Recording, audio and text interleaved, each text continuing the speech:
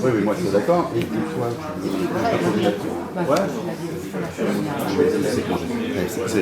toi, c'est bon, non, mais j'ai trouvé. Ça y est,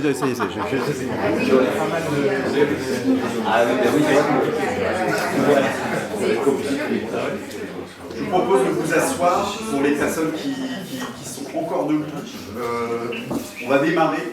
On sera peut-être un petit peu dérangé par les retardataires, mais c'est pas plus grave. De toute façon, on a un programme assez chargé. Je voulais vous remercier de votre présence parmi nous pour cette matinée dédiée donc, aux thématiques de l'ISJ. Merci, vous avez eu à Nama pour nous accueillir. On va pouvoir démarrer la partie qu'on avait prévue sur les enjeux de l'ESG dans l'immobilier tertiaire. Alors pour vous expliquer un petit peu comment ça va se passer, parce que vous avez peut-être vu que, bon là en ce moment la case est vide, mais cette case sera remplie par quelqu'un dans pas longtemps, elle l'était il y a peu. Comment ça va s'organiser? Nous allons avoir donc 4 prises de parole qui vont s'enchaîner mais qui vont être dynamiques. Hein. L'idée c'est qu'on puisse interagir les uns avec les autres. D'abord, la prise de parole donc, de Badreddine Kassem, qui donc, est directeur de l'immobilier, je crois que c'est MGEN, et qui va donc lui nous faire l'honneur de nous expliquer en fait comment il a intégré ces enjeux ISJ au sein de son organisation, parce qu'il a été parmi les précurseurs sur le sujet. Alors, Badreddine nous fait l'amitié d'être parmi nous, mais à distance, pendant ses vacances, mais merci encore, Badreddine, pour ta disponibilité.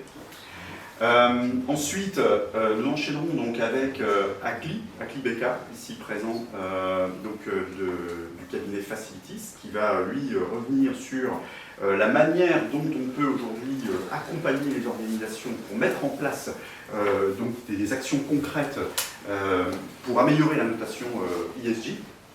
Donc ça c'est aussi pour nous un peu le sujet important, c'est de créer cette articulation entre le besoin et puis la mise en œuvre au sein des organisations. À 10h, Julien Meriodo, ici présent, qui est président de Ubi Green, qui est une société qui a rejoint le groupe Planon l'année dernière, sera ici pour nous présenter les solutions en fait, qui sont aujourd'hui disponibles pour justement mettre en place des actions de réduction des consommations d'énergie dans le cadre de ces plans ISJ. Et puis on finira avec Loïc pour vous présenter, je dirais, l'apothéose évidemment, la manière dont on a intégré tous ces enjeux spécifiquement au sein des outils d'exploitation immobilière. Ce sera notre dernière partie. Donc sans plus attendre, je vais vous passer la parole. Badreddine, est-ce que tu nous entends? Je m'entends très bien. Bonjour à tous. Alors, Samy, juste une précision. Oui. Le responsable de la partie ingénierie maintenant, ce n'est pas le directeur immobilier. Oui, ah oui, On sera jaloux, mais peut-être que c'est un ancêtre d'une pension. Pourquoi pas. J'ai reçu un coup de fil hier soir, mais on a eu le temps d'en parler. Donc, voilà, donc c'est une bonne chose pendant les vacances. voilà. Je reviendrai avec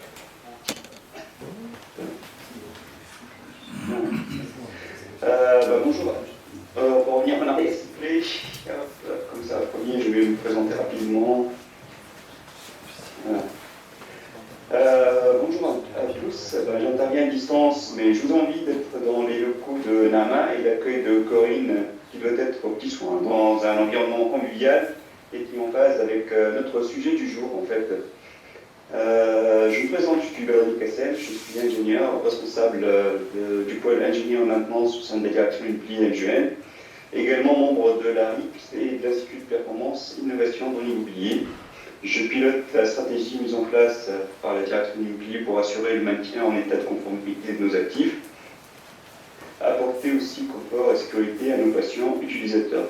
Aujourd'hui, je vais partager le retour d'expérience de la MGEN, qui gère son parc immobilier et sa vision sur la partie ESG, en vous expliquant comment ces acronymes ESG sont en fait portés, FME, RSG, exploitant, investisseur. Je vais vous donner les clés pour valoriser ce que vous gérez au quotidien, aujourd'hui, à travers notre demi-heure d'échange.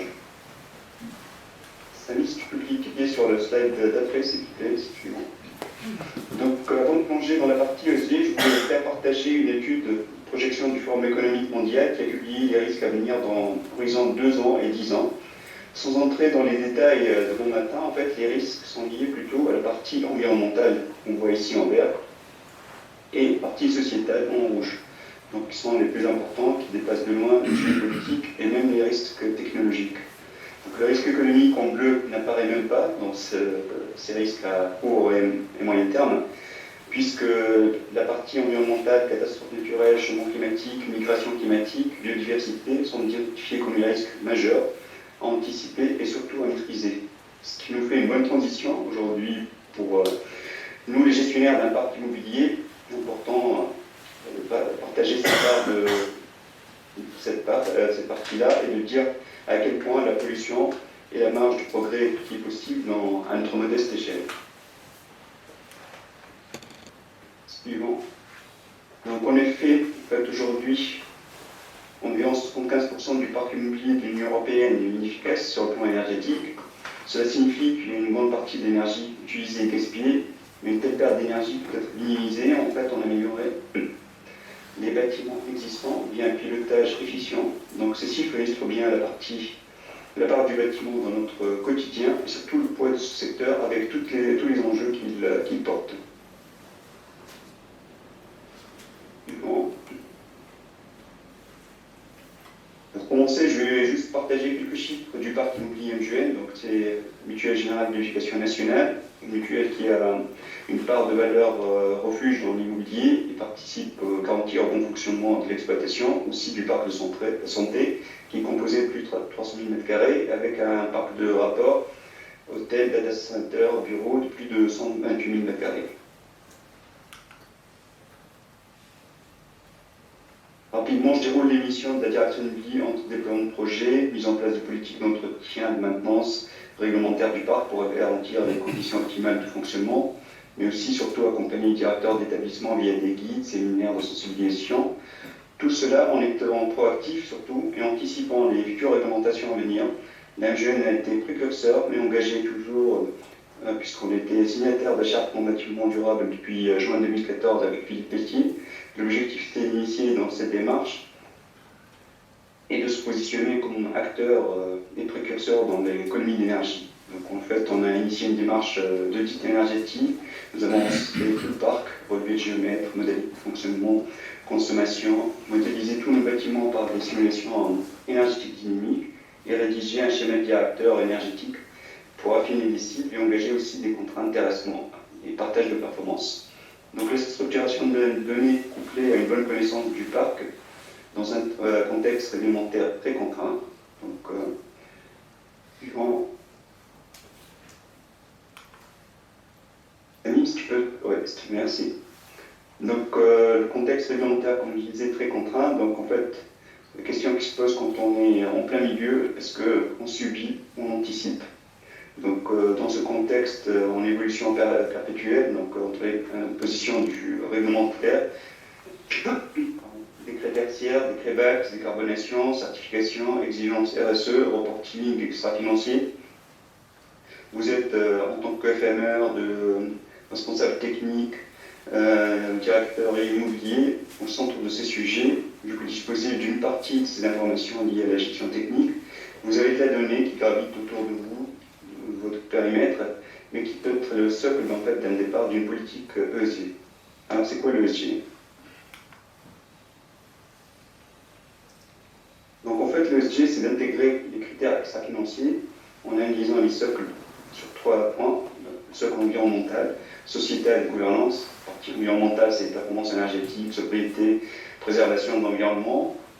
La partie sociétale, c'est intégrer le bâtiment dans la vie, dans son environnement, et surtout se préoccuper du confort des occupants. Et la partie gouvernance, c'est sensibiliser, impliquer donc les prestataires, les diverses parties prenantes dans une optique de gestion vraiment durable. En fait, cela se décline sur une multitude de critères qui peuvent être classés comme suit. La plupart de ces critères, ces éléments vous parlent puisque vous les gérez au quotidien, piloter de l'énergie, vous gérez au mieux vos sous-traitants avec qui établissez des liens de partenariat et de confiance. La qualité de l'air est devenue incontournable aujourd'hui via des capteurs de qualité d'air un peu partout. et vous entretenez vos installations de CVC. Donc vous avez une charte qualité, achat, suivi de vos déchets, de vos gaz à effet de serre, CFC. Donc, in fine, en fait, vous êtes déjà proactif et sûrement sur un ou plusieurs items, même sans même vous en rendre compte. Donc, pour bien mettre cela en exergue, en fait, il faut structurer, identifier ces tenants aboutissants par une approche.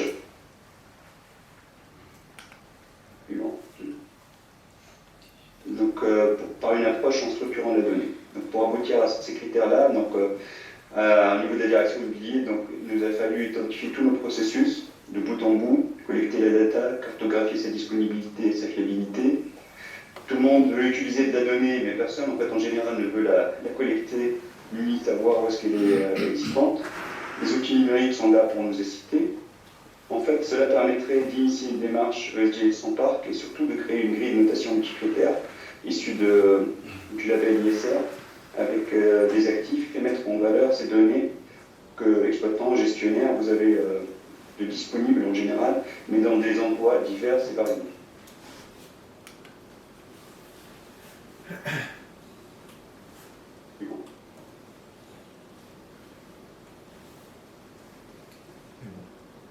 Là, c'est la grille de notation à l'écran. Oui, c'est bon, c'est parfait. Donc le travail mené sur le parc MGN avec cette approche a permis de noter des actifs en leur attribuant un score, identifiant les points forts et surtout les points faibles, et bâtir un plan d'action qui est la base d'une stratégie durable via l'exploitation combinée du FM et du digital. Donc, ces grilles, chaque actif sont essentiels pour les arbitrages, achats, ventes, cessions, pour identifier les risques et surtout le provisionner le cas échéant. Comme vous pouvez le voir ici, par exemple, sur un de nos actifs en plein Paris, donc on a identifié qu'il n'était pas très bien coté en partie énergie carbone, en label, mais sur des autres items, il était, on va dire, en accessibilité, il était conforme, en innovation, il disposait d'éléments. Le fait d'avoir identifié et d'avoir remis cette grille de matrice de lecture permet de bâtir un plan d'action sur les 3 ans à venir. Donc, c'est un actif qui était noté en 2021 à 37 sur 100, et aujourd'hui, on est à 58 sur 100, hein, donc à la fin de 2023, et l'objectif, c'est qu'à la fin 2024, on arrive à la note de 73 sur 100. Donc, comme quoi, en fait, le fait d'identifier l'identification des risques et des points faibles permet de créer de la valeur ajoutée et sur un actif et de le valoriser si demain on veut le vendre ou on veut le céder.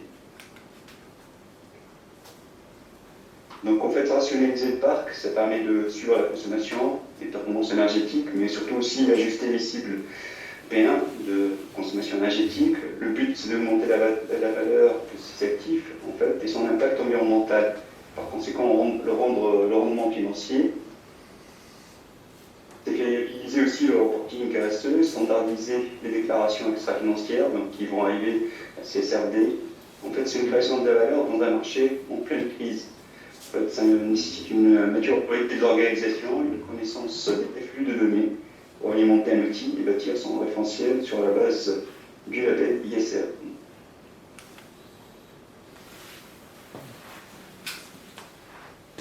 La plus-value aussi, les objectifs, en fait, ça apporte aussi une transparence et un moyen de communiquer sur ses actions, avoir un reporting opposable et maîtriser les risques, mais rendre la partie extra-financière attrayante pour pouvoir valoriser vos travails d'asset, de FM, de property, et surtout rendre votre métier à plus forte valeur ajoutée en mettant en avant les enjeux autour de vos actions, autour de votre travail quotidien.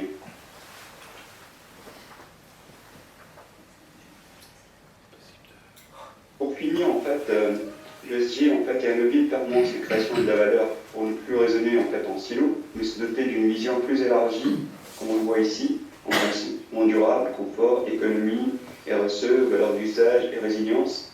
C'est un pilotage qui est vertueux, qui est valorisé et qui sort votre métier de l'ombre pour le mettre au devant de la scène. Ça permet aussi d'arbitrer des idées en maîtrisant les risques avec votre directeur financier, mais d'éviter la décote et on donne de la valeur verte des actifs dont vous avez la charge. En effet, les performances environnementales des actifs impactent leur liquidité, leur valeur, les conditions de financement aujourd'hui. Quand vous allez prendre des prêts pour des travaux et autres, les conditions de financement auprès des banques diffère selon cette vision, si on est sur un patrimoine green ou sur un bâtiment qui sont assez énergivores. Si on a une démarche qui est identifiée, ces éléments commencent à être aussi appréhendés même lors des expertises, il y a des décotes brunes qui commencent à apparaître. Pour conclure, en fait, tous ces moyens et outils numériques sont là pour agréger de la donnée et la structurer, permettre de valoriser donc, le métier du FM, d'asset, qui sont déjà existants, mais qui rendent de... Stamit a été plus rapide, toujours sur le même slide. J'y suis.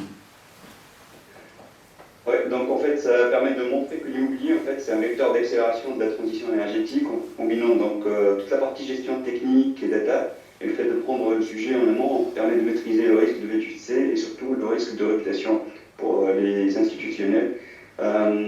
Selon l'étude de JLL, à peu près, il y a 74% des entreprises qui déclarent être prêtes à payer un loyer plus élevé pour un bâtiment plus durable ou plus vert. Déjà 22% d'entre ces entreprises qui ont été questionnées déclarent l'avoir déjà fait. Donc, pour finir, le volet extra-financier transforme les métiers en levier de performance, taxe carbone, valeur de marché, mais surtout le G est une opportunité pour l'ensemble des intervenants dans le secteur immobilier pour être proactifs dans des démarches environnementales à fort impact écologique. Merci pour votre attention. Et je reste disponible, bien entendu, pour débattre. En fait, je voulais laisser du temps pour débattre, échanger de manière plus fluide. J'attends vos questions. Merci beaucoup, Madame Radine. Est-ce que vous avez... il y a peut-être des questions dans l'assistance, Oui, une question là-bas. Bonjour, Céline Bouchard, cabinet d'Audience. Je vous permets de... Enfin, très intéressant ce que vous avez pu faire au sein de la MGN. Je voulais savoir si vous aviez un retour occupant. Parce que, évidemment, l'impact doit avoir... quand on met les mots là sur le slide en mettant confort, économie, RSE, ok, est-ce qu'il y a un retour opérationnel, on va dire? Oui, donc il y a deux retours opérationnels, d'une manière directe et indirecte.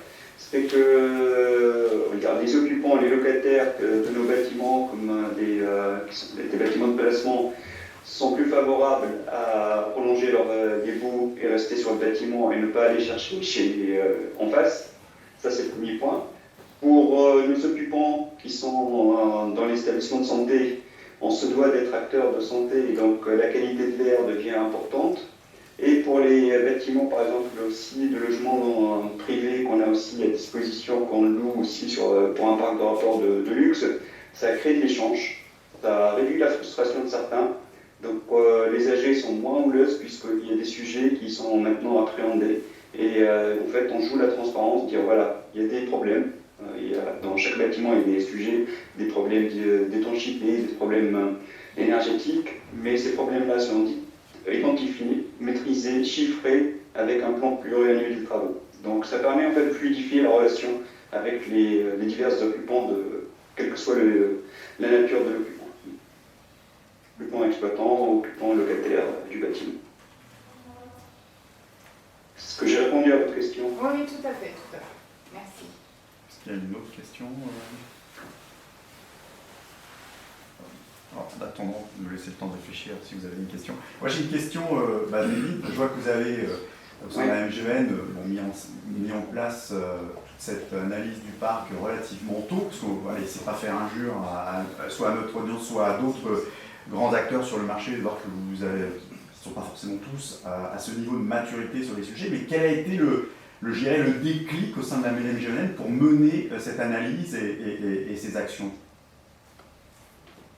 En fait, c'est un déclic au niveau de la direction immobilière couplée à la direction financière, c'est de dire aujourd'hui on maîtrise notre parc sur toute la partie stratégie énergétique, donc on s'est focalisé dans un premier temps sur la partie, ce que j'appelle environnementale, énergétique, et on s'est dit on a une raison d'être, on se doit d'être exemplaire, on gère de la santé, on couvre une mutuelle qui couvre quasiment 6 millions d'adhérents français, 10% de la population française.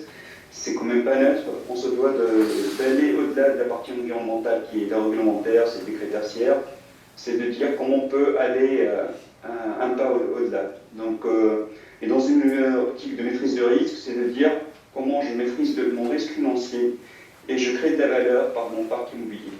Cette combinaison, ça a permis d'aller sur la partie environnementale, sociétale et gouvernance. Donc on se donne une bonne gouvernance, on se doit de travailler avec des prestataires locaux, d'intégrer des chartes et de les dupliquer avec nos diverses parties prenantes, nos intervenants, et ne pas rester uniquement sur la partie focalisée, la partie énergie environnementale sur laquelle on était déjà précurseur.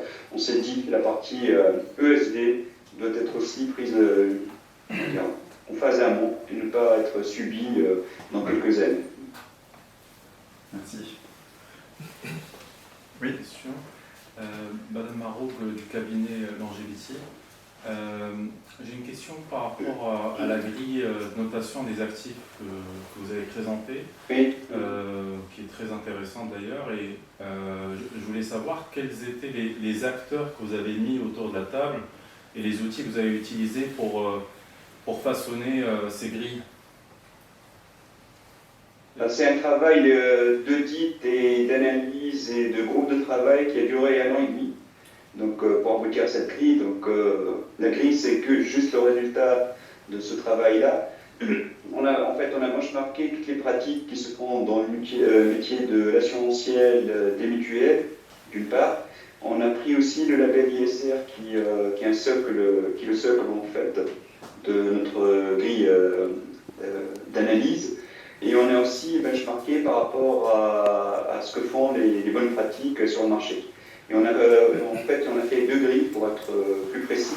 Une grille pour le parc tertiaire et une grille pour le parc résidentiel. Parce que les 2 grilles de lecture sont différentes et complémentaires. Il y a des choses qu'on trouve dans le résidentiel qu'on ne trouve pas dans le tertiaire et inversement. Donc ces grilles sont